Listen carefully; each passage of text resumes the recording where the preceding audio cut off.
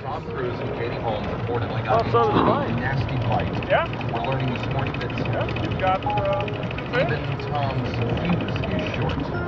Yeah. Oh, look at the bend on that rod. Oh. And Mike nervously.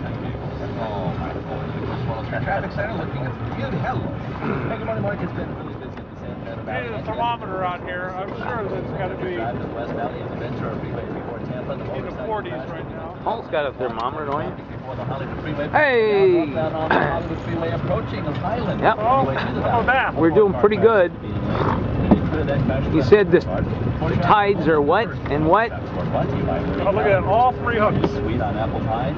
We got a 6-foot high tide and -1 low tide. Should be on its way out right now. Now through February 29th, only at the recalendars. Heavy on the 210 westbound, still slow. Over 57 gauge Pasadena.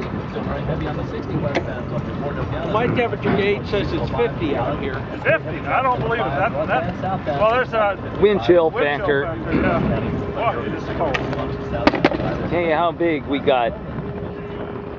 What does it look like right there? Just a little over 13. Yeah, okay.